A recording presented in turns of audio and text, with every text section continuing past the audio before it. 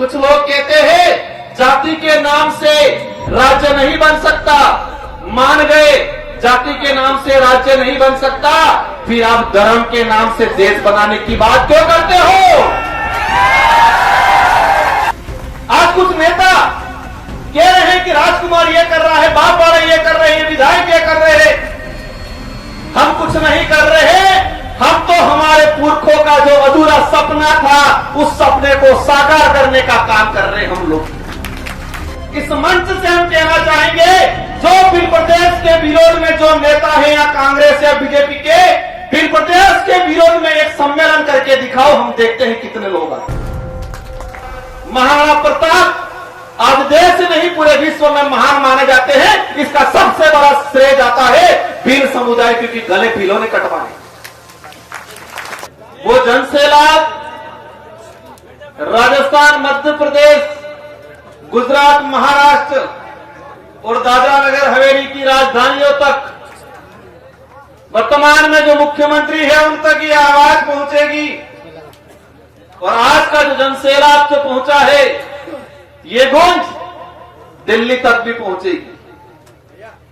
Bill प्रदेश की जो मांग को लेकर बड़े बुजुर्ग से लगा के हमारी माताएं बहनें, नारी शक्तियां, युवा साथी और हमारे साथ ही इस क्षेत्र में रहने वाला एससी समुदाय, माइनॉरिटी समुदाय, ओबीसी के साथी और हमारे बीच में विशेषकर जो जयपुर से आए दो प्रोफेसर, एक बीडी शर्मा जी, डीबी शर्मा जी और बाकी साथियों को भी, ये बिल प्रदेश की जो आवाज है,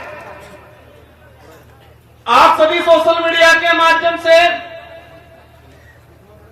सुनते आए होंगे। कुछ लोग बिल प्रदेश की मांग के विरोध में एक माहौल बना रहे हैं। मैं इस मंच से मेरी बात जो शुरू करना चाहूंगा, यह बिल प्रदेश जो संदेश यात्रा है, यह किसी एक संगठन का या मेरा या हमारे विधायकों का, ना ही बबर जी का, ना ही कांति भाई का, किसी एक की कल्पना है, किसी एक का उद्देश्य है, किसी एक का सपना नहीं है। यह सपना 1913 के अंदर 1500 से अधिक आदिवासी समुदाय के वीर गणवीरों ने अपना त्याग बलिदान देके शहीद हुए थे। इन गणवीरों का अधूरा सपना है। उस समय से मांग चली आ रही है। ये बात इसलिए बताना चाह रहा हूं कि 2-3 दिन से मीडिया में, सोशल मीडिया में, प्रिंट मीडिया में माहौल बना हुआ है। विरोधी लोग माहौल बना रहे हैं। राष्ट्रीय पार्टियों के नेता बिल प्रदेश की मांग को गलत ठहरा रहे हैं, लेकिन उनको इतिहास में जाना चाहिए। इतिहास की कुछ जानकारी भी है इन लोगों को, लेकिन उनके दिमाग में क्या है कि भोला पाला आदिवासी समुदाय है, इस समुदाय को झूठा इतिहास पढ़ा देंगे, झूठा इतिहास लिख देंगे। वो झूठा इतिहास लिखा हुआ किताबों में पढ़ लेंगे, वो भूल जाएंगे बिल प्रदेश का सपना। इतिहास की जो बात आती है, आप सबने देखा होगा, मेरे पूर्व बहुत ने बताया, 1200 ईस्वी में सलूंबर से लगा के 1600 ईस्वी कुशलगढ़ तक की जो राजा थे, आप सबने देखा होगा। भारत देश का जो इतिहास है, 500 ईस्वी से लगा के 1600 ईस्वी तक के बीच का इतिहास किसी किताबों में विस्तृत नहीं पढ़ाया जाता है। हमें पढ़ाया जाता है 1600 के पीछे का विस्तृत इतिहास, और इससे भी ज्यादा पढ़ाया जाता है 5000 साल पुरानी काल्पनिक कहावतों को पढ़ाया जाता है किताबों में। आज से 2000 साल पुरानी किताबों पाठ्यक्रम को किताबों में नहीं पढ़ा रहे, 1000 साल पुरानी पाठ्यक्रमों में नहीं पढ़ा रहे, लेकिन 5 से 10,000 साल पुराना इतिहास पढ़ाया जा रहा है। इसी तर्ज पे आजादी से लेके आज तक बिल प्रदेश की जो मांग उठी थी, इस मांग को दबाने का काम किया है। इसके इतिहास की अगर बात करें, बिल प्रदेश की यात्रा 1913 में गोविंद गुरु महाराज के नेतृत्व में इसी पहाड़ी पे 1500 से अधिक आदिवासियों ने अपना खून पसीना बहाया, जान गंवाई। कल मैं देख रहा था, एक राष्ट्रीय पार्टी के नेताजी कह रहे थे कि ये मांग सिर पर डूंगरपुर बांसवाड़ा में उठाई जा रही है, ये मांग राजकुमार कर रहा है, ये मांग ये पार्टी वाले कर रहे हैं। इनको जानने की जरूरत है, 1913 के अंदर गोविंद गुरु महाराज के नेतृत्व में बिलराज की मांग यहां उठी थी। 1925 में ही महाराष्ट्र का सतकुंडा कुंसी जो इलाका है, उस इलाके में नंदुरबार नासिक इलाके में उठी। 1980 में 1970 में वही सतकुंडा जो नंदुरबार नासिक का जो इलाका था, एक रामदास महाराज करके थे और उन्हीं से प्रभावित होके शरद पाटिल एक कॉमरेड नेता था, उस नेता ने उस इलाके के अंदर बिलराज की बात की। आंदोलन चला था 1970 में। 1980 के अंदर 1980 से लगा के 1990 विशेषकर दिलीप सिंह जी भूरिया 7 बार सांसद रहे मध्य प्रदेश से, और वो भाजपा के भी लीडर बने थे। इन्होंने बिल प्रदेश की बात की थी। सोमजी भाई डामोर गुजरात से आज मुख्यमंत्री जी आते हैं, लेकिन इनसे भी बड़े लीडर थे वो। इन्होंने बिल प्रदेश की मांग उठाई थी। दिलीप सिंह जी भूरिया, आज वो नेता कह रहे हैं कि राजकुमार मांग रहा है, राजकुमार नहीं मांग रहा है, इस क्षेत्र का एक छोटा छोटा बच्चा बिल प्रदेश मांग रहा है। बिल प्रदेश की लड़ाई को लेके यहां शहीद हुए, भुला बालोरिया के अंदर शहीद हुए, ऐसे ऐसे कई आंदोलन हुए। और आजादी के बाद भी 2016 में भाजपा के लीडर थे, लेकिन उनके अंदर आदिवासियत थी। नंदलाल जी मीणा 2016 में बोला था, मैं मंत्री हूं लेकिन सरकार का गिरवी नहीं रखा हूं मैं, बिल प्रदेश के लिए मंत्री पद भी छोड़ना पड़े तो छोड़ दूंगा, ये नंदलाल जी मीणा ने बात रखी। आज कुछ नेता कह रहे हैं कि राजकुमार ये कर रहा है, बाप वाला ये कर रहे हैं, विधायक ये कर रहे हैं। हम कुछ नहीं कर रहे, हम तो हमारे पुरखों का जो अधूरा सपना था, उस सपने को साकार करने का काम कर रहे हैं हम लोग।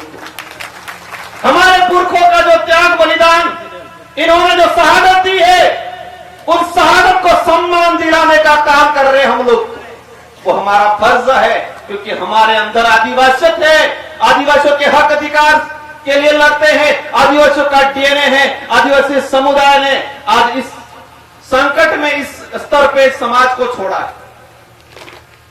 कल देखा होगा, एक बड़े भाजपा के नेता कह रहे थे कि गौरवशाली राजस्थान के इतिहास को राजकुमार रोत ने बिल प्रदेश का नक्शा जारी करके गौरवशाली राजस्थान के इतिहास को तोड़ने का काम किया है, कलंक लगाने का काम किया है, ये बात बोली।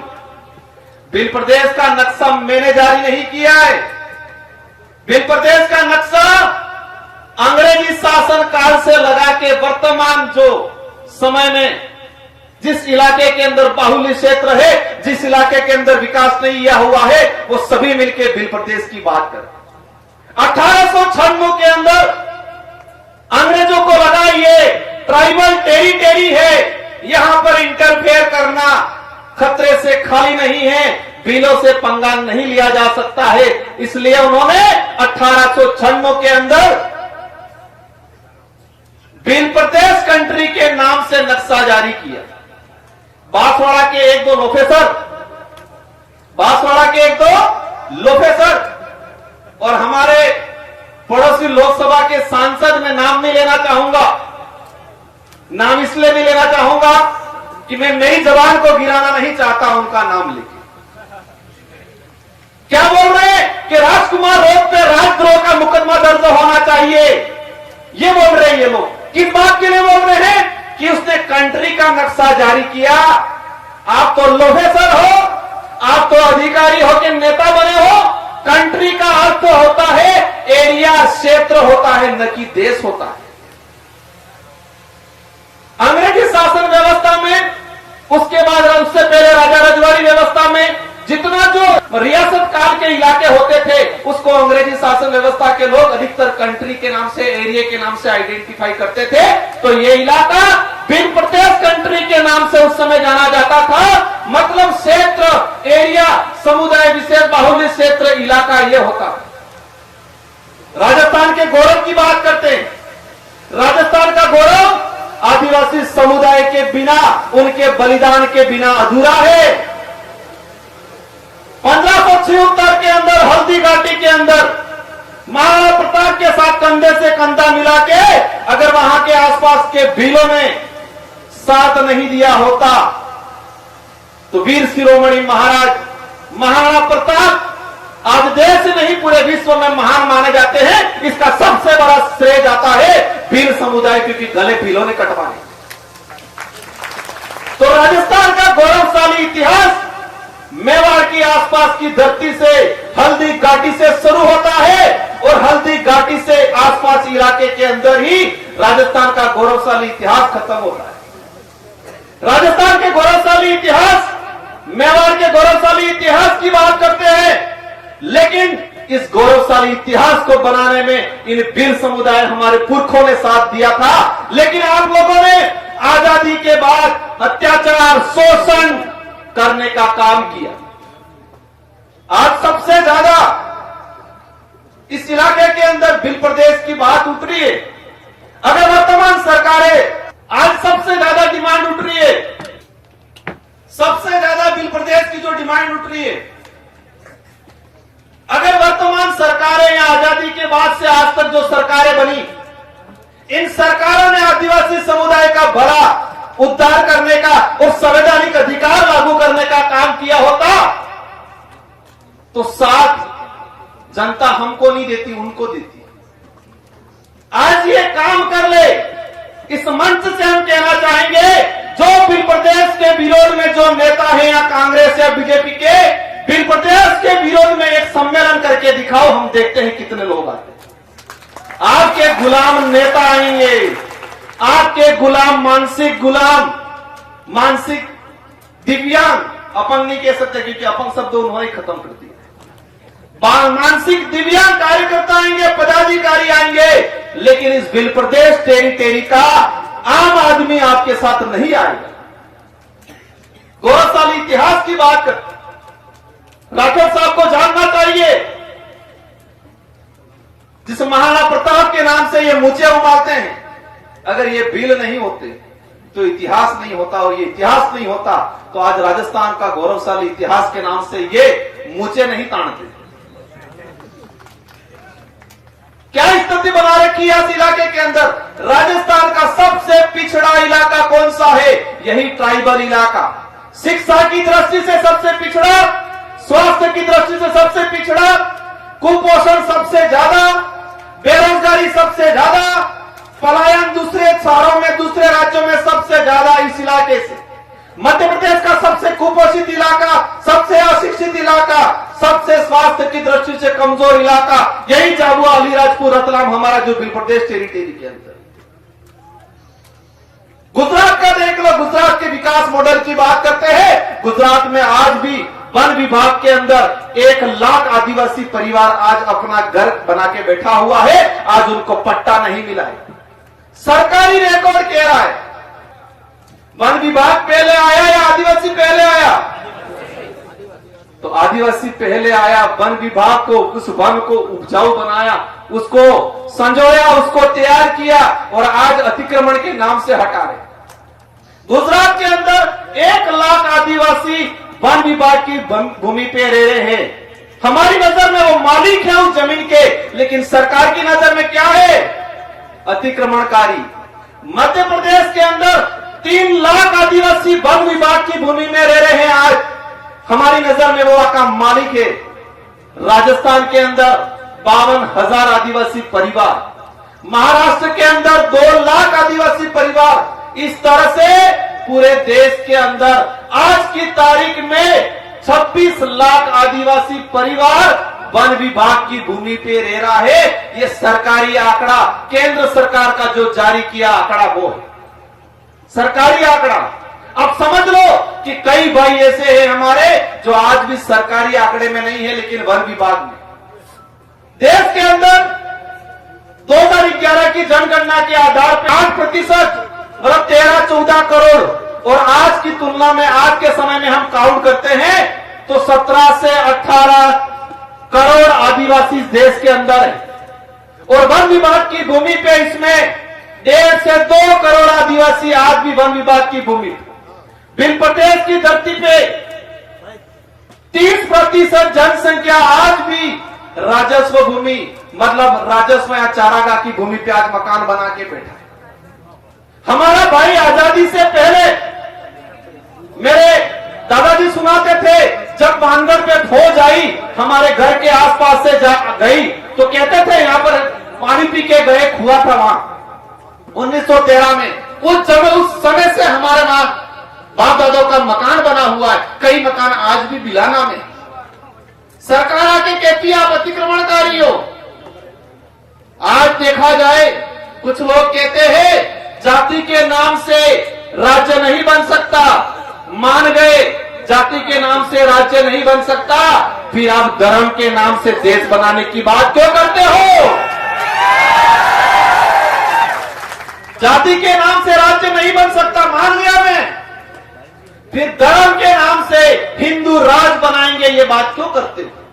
क्योंकि इस देश के अंदर सभी धर्म के लोग रहते हैं, सभी जातियों के लोग रहते हैं। बिल प्रदेश जो डिमांड है वो डिमांड सांस्कृतिक आधार पे है। संविधान की अंदर अनुच्छेद 2 में 3 में भाषाई आधार पर राज्य बन सकता है। एक सभी अपने दिमाग में डाल ले, क्योंकि आप लोगों को गुमराह करते हैं, कहते हैं संवैधानिक दृष्टि से ये सही नहीं है। पहले संविधान पढ़ लेना चाहिए उन लोगों। भाषाई आधार पर राज्य बनता है। डूंगरपुर नो कालियो नो दाहोद नो कालियो हर का बोले नहीं बोलता है। सांस्कृतिक आधार पे राज्य बनता है। बांसवाड़ा नो कालियो, न्याय जागुआ नो कालियो न रतलाम नो कालियो हर का के कपड़ा पहने नहीं पहनता है। भौगोलिक आधार पे इस इलाके का आज दिल्ली की तरफ से लोग आते हैं, नॉर्थ ईस्ट के लोग आते हैं, उधर साउथ के लोग आते हैं। क्या कहते हैं? राजस्थान तो रेगिस्तान होगा, ये समझ रहे हैं अपने इलाके में आके। राजस्थान को किस नाम से? रेगिस्तान के नाम से परिचित करते हैं। और ये एक बात सही है, अगर इस इलाके में भील समुदाय नहीं होता तो राजस्थान का जो गौरवशाली इतिहास की बात करते हैं आज सही है, हकीकत है, हमें भी गर्व है, हमारा राज्य है आज वर्तमान में गौरवशाली राज्य राजस्थान, वीरों का राज्य, बहादुरों का, बलिदानकारियों का राज्य माना जाता है राजस्थान। अगर हल्दी घाटी का युद्ध नहीं हुआ होता, मानगढ़ पे 1500 आदिवासी शहीद नहीं हुए होते, तो आज के समय में राजस्थान को गौरवशाली राज्य नहीं कहते, क्या बोलते? रेगिस्तानी राज्य ये कहा जाता है। अगर भीलों ने त्याग बलिदान, उनका खून पसीना हल्दी घाटी में अकबर की सेना को उल्टे पैर नहीं भगाया होता तो राजस्थान को वीरों की धरती नहीं, रेगिस्तान की धरती के नाम से जाना जाता है। इतना बड़ा बलिदान भूल गया। आज आदिवासी समुदाय का विरोध करते हैं। मेरी नजर में और मेरी नहीं सबकी नजर में जो आदिवासी समुदाय का विरोधी है वो सब विदेशी है, ये मान सकते हैं अपन लोग। जो आदिवासी समुदाय का अत्याचार शोषण करता है, जो आदिवासी समुदाय के साथ खिलवाड़ करता है, वो इस देश का बीज नहीं हो सकता। क्योंकि आदिवासी समुदाय मानवता में विश्वास करता है। और एक बात ये भी ठान लेना है, कई नेता आदिवासी हैं जो पन्नालाल फन्नालाल, कई अधिकारी आदिवासी हैं। आदिवासी होने से ज्यादा आदिवासियत होना जरूरी है। आदिवासी होना जितना महत्वपूर्ण है उससे ज्यादा महत्वपूर्ण इसके अंदर आदिवासियत होना जरूरी है। मामा बालेश्वर को आज अपन भगवान मानते, वो आदिवासी समुदाय से नहीं आते थे। आज में वो डीबी शर्मा जी आए, उनसे याद है बीडी शर्मा जो छत्तीसगढ़ बस्तर के अंदर कलेक्टर थे। और एक बात आप सबको जानने की जरूरत है कि इस देश के अंदर एकमात्र जगह है जहां पर संविधान मंदिर बना हुआ है वो बस्तर में बना हुआ है, संविधान मंदिर बना हुआ है। लेकिन एक बात यह भी समझनी है कि जो भी गैर आदिवासी समुदाय का व्यक्ति अगर आदिवासी की बात करता है उसके साथ भी ये घिनौनी हरकतें करते हैं। बीडी शर्मा कलेक्टर थे बस्तर के अंदर, उन्होंने देखा आदिवासी समुदाय जो मानवता में विश्वास करता है, जीव मात्र में विश्वास करता है, बड़वन जी वो जो बता रहे थे सांप को भी नहीं मारता है, ऐसे समुदाय के साथ अन्याय हो रहा है। मैं कलेक्टर हूं, उस कलेक्टर रहते हुए उस व्यक्ति ने इस्तीफा दे दिया और आदिवासी समुदाय के साथ खड़ा रहा। वो कलेक्टर थे, इस्तीफा दे दिया, इस्तीफा देके आदिवासी समुदाय के साथ खड़ा रहा। हस्त्र क्या हुआ? आदिवासी विरोधी जो विदेशी ताकतों के लोग थे उन्होंने इस कलेक्टर को भी नंगा करके जूते पहना के शहर में जुलूस निकाला, लेकिन फिर भी उस आदमी ने हार नहीं माना। इसलिए हमारे भी समाज के इस बिल प्रदेश की मुहिम का सबसे ज्यादा विरोध कौन कर रहा है? आदिवासी समुदाय के कुछ मानसिक दिव्यांग नेता जिनको उनकी पार्टी में नंबर बढ़ाना है वो लोग विरोध कर रहे हैं। कर रहे नहीं कर रहे? एक तो बिल पिला गया है, 2-3 वीडियो जारी कर दिए, राजकुमार और सब हमारे 3-4 साथियों के नाम लेके। पिछली बार भी तिल मिला गए थे। लेकिन एक बात ये, और मैंने कल मीडिया में भी कहा था, ये डिमांड ये लोग क्या सोचते हैं, ये 3-4 बड़े बड़े लोग हैं उनको कहीं फंसा दो ताकि ये मामला जप जाएगा। नहीं जपेगा। राजकुमार रहे नहीं रहे, बवर्जी रहे नहीं रहे, हमारे लीडर जो है वो रहे नहीं रहे, लेकिन ये चिंगारी ऐसी जग गई है कि अवश्य बिल प्रदेश बनेगा। और ये चिंगारी मध्य प्रदेश, कुछ साथी आए थे सुबह 4-5 बजे अपने घर पे कि हमारा बिल प्रदेश के नक्शे के अंदर हमारा एरिया नहीं लिया गया।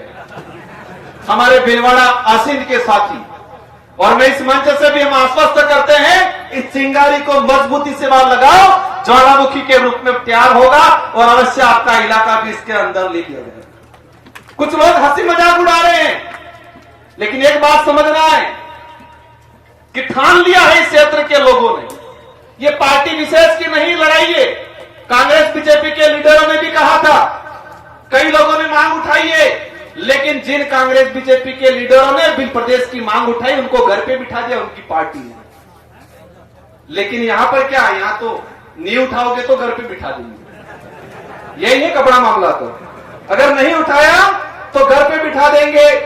आज देश के गृह मंत्री ने बोला बिल प्रदेश की बात को, लेकिन हमारे उदयपुर के सांसद कह रहे हैं कि इस बिल प्रदेश की जो बात है किताब से पाठ्यक्रम से हटाया जाए। आज सबको ठान के जाना है कि घर घर में, गांव गांव में, परिवार परिवार में बिल प्रदेश की मुहिम। बिल प्रदेश अगर बनता है तो कुपोषण दूर होगा, अशिक्षा जो आज यहाँ स्थिति फैली हुई है, हमारा समुदाय इस क्षेत्र में रहने वाला, हमारे साथ जो व्यवहार बना के रहने वाला हर वर्ग का, हर इंसान का उद्धार होगा। बिल प्रदेश नहीं बनने से बहुत नुकसान हुआ है, बिल प्रदेश बनने से अनेक फायदे होने वाले हैं, उस पे किसी और मंच पे बात करेंगे। ये बोलने अकेले की लड़ाई नहीं है, आपको गांव गांव, घर घर, ये लड़ाई राजनीतिक नहीं है, ये लड़ाई अस्तित्व की है, संवैधानिक अधिकारों को लागू कराने की है, हमारे आने वाली पीढ़ी को बचाने की लड़ाई है। इसलिए हम सबको मिलकर लड़नी है। इन्हीं शब्दों के साथ आप सबको धन्यवाद, आभार। और इस आज से ठान के जाना है कि अगले साल, आने वाले साल बिल प्रदेश का ये जो कारवा है पूरी 2 से 3 पहाड़ियां ढक जाए, इस मुहिम के साथ हम चलेंगे। इन्हीं शब्दों के साथ आप सबको धन्यवाद, आभार। जय जोहार, जय बिल प्रदेश।